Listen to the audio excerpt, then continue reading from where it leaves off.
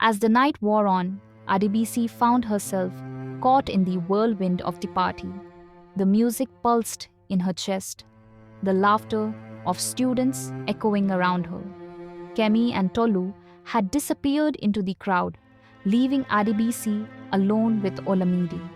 Despite feeling uncomfortable, she couldn't help but feel a certain level of excitement mixed with anxiety.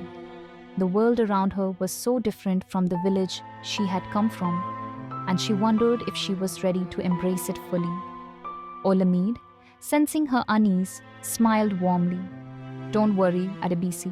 You're doing fine. You're not like the others, and that's what makes you stand out." He handed her another drink. "Have a little fun. It's not all about studying. Life's about balancing the two." Adebisi hesitated, looking at the glass in her hand. Her mind drifted to the days spent studying with her mother's guidance. Sitting under the thatched roof of their village hut, her mother always warned her about the dangers of distractions, about how important it was to stay focused and keep away from things that could pull her off course. But here she was, with Olamide in a luxurious house, surrounded by the kind of people her mother had warned her about. "You've got to loosen up sometimes, you know?" Olamide's voice broke through her thoughts, and she looked up at him. He seemed so sure of himself, so at home in this world. "You've got potential, Adebisi. I can see it. You just need the right connections." Adebisi felt a flutter in her chest. She had always known she had potential, but she had never considered using connections to get ahead. The idea seemed tempting, but at the same time, it felt wrong. Am I willing to lose myself to be part of this world? She asked herself. Her thoughts were interrupted when Kemi and Tolu reappeared, laughing and chatting with a group of students. They were holding drinks and appeared completely at ease, fitting perfectly into the glamorous world they inhabited. Adebisi's heart sank a little. They seemed so far removed from the person she used to be, someone who studied late into the night, working hard to make her mother proud. But now, here she was, surrounded by people who seemed to have it all, and she wondered if she was ready to sacrifice everything she had been taught. The evening grew later, and Adebisi found herself growing more and more distant from the conversation around her. The glamour of the night, the lavish surroundings, and the attention from Olamide were beginning to feel like a weight on her shoulders. She excused herself, telling Olamide she needed some fresh air. He offered to walk with her, but she declined, wanting to be alone for a while. Stepping outside, the cool air of the Ibadan night hit her face, and she closed her eyes for a moment, taking in the sounds of crickets and distant conversations. The world outside felt so different from the world inside the party, and it made her wonder if she was heading down a dangerous path. As she walked through the garden of the mansion, her thoughts began to swirl.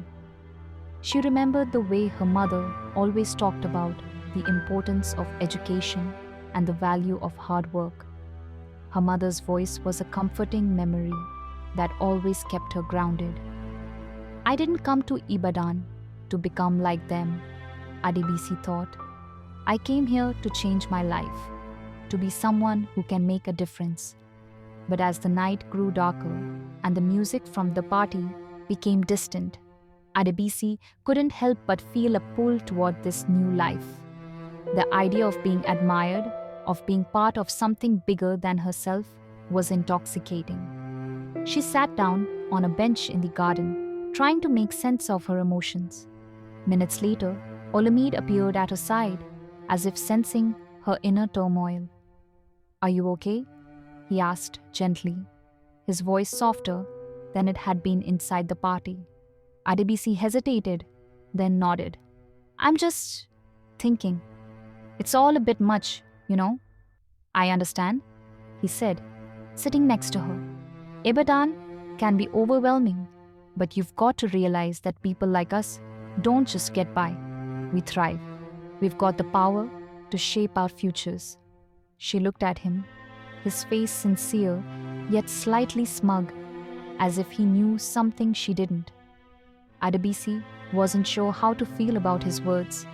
The idea of having power, of controlling her own destiny, was appealing, but it didn't sit right with her.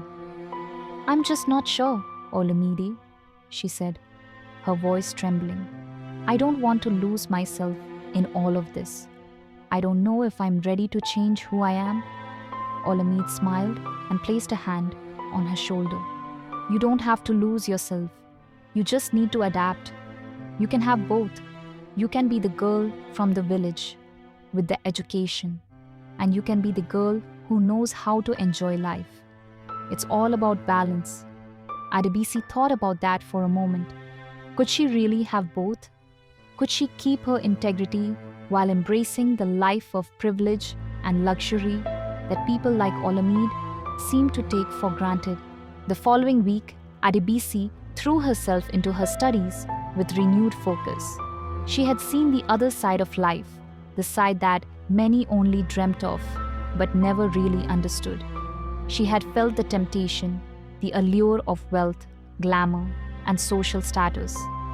But as the days passed, the fog of that initial excitement began to clear.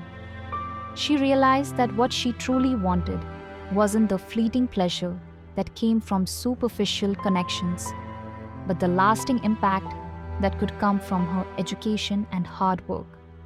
Though Kemi and Tolu continued to invite her to hang out with them, urging her to enjoy life and party, Adebisi felt herself growing distant. She politely declined their offers, explaining that she had to focus on her studies. At first, they teased her, calling her a bookworm and mocking her serious attitude.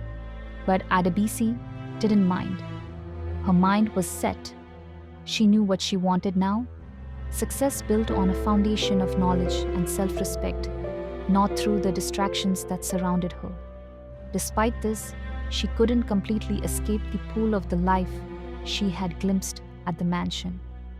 Olamide continued to reach out to her, sending texts and even inviting her to more social events. But each time, Adebisi politely turned him down.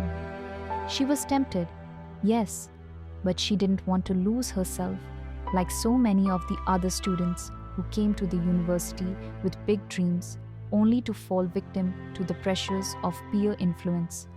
One afternoon, while studying in the library, Adebisi ran into Kemi. She was alone, looking a bit downcast, her usually confident smile replaced by a frown. "Adebisi," Kemi began, her voice quiet, "I've been meaning to talk to you." Adebisi looked up from her book, sensing that something was wrong. "What's going on?" she asked, closing her textbook and giving her full attention. "It's about Tolu," Kemi said, her voice shaky. "She's been acting weird lately. I don't know if it's because of the party or maybe it's something else, but she's not herself. I just don't know what to do." Adebisi's heart tightened. Tolu had always seemed so confident, carefree, the life of every party. But now, hearing that she was struggling, it made Adebisi think, was the party life really all it appeared to be? She had seen some signs of trouble before, but hearing Kemi's words made her realize that the glamorous world of parties, rich boyfriends, and easy living wasn't always as perfect as it seemed. "I don't know, Kemi," Adebisi said softly, "but I've been thinking a lot about all of this. You know, the parties, the wealth, the connections. It's not really what..." As the weeks went by, Adebisi's focus on her studies only grew stronger. She earned the admiration of her professors, who noticed her dedication and her ability to ask insightful questions. Her grades soared, and she began to feel the pride that came from knowing she had made the right choice. But it wasn't easy.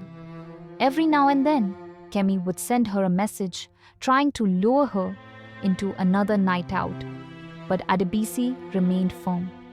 Then one day, as she walked through the campus, she saw Tolu sitting by herself, her usual smile absent. She looked out of place, almost fragile, her glossy hair unkempt and her eyes tired.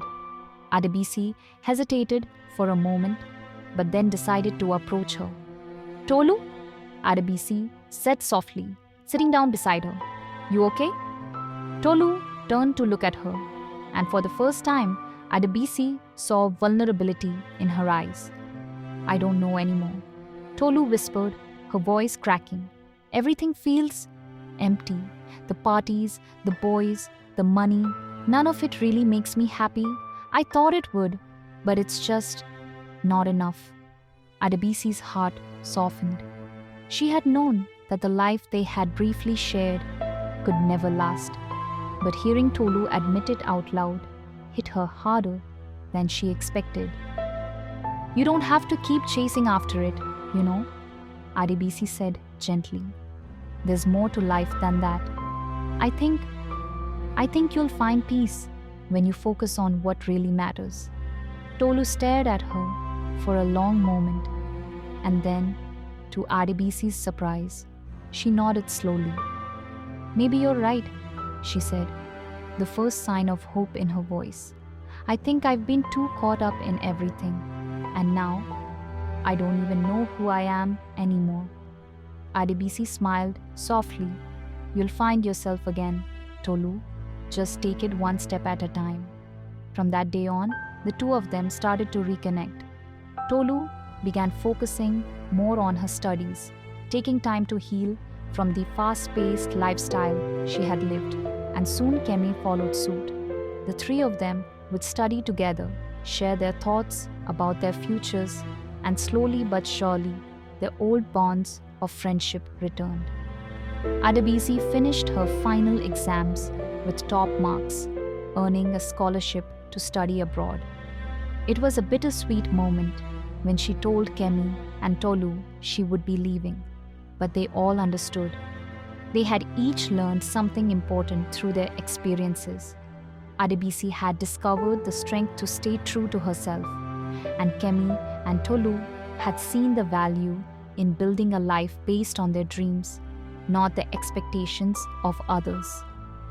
When Adebisi boarded the plane to begin the next chapter of her life, she looked out the window and thought of her village, of the humble beginnings that had shaped her, and the lessons she had learned along the way. She smiled to herself, knowing that no matter where she went, she would never forget the importance of education, self-respect, and the love of family, the things that truly mattered.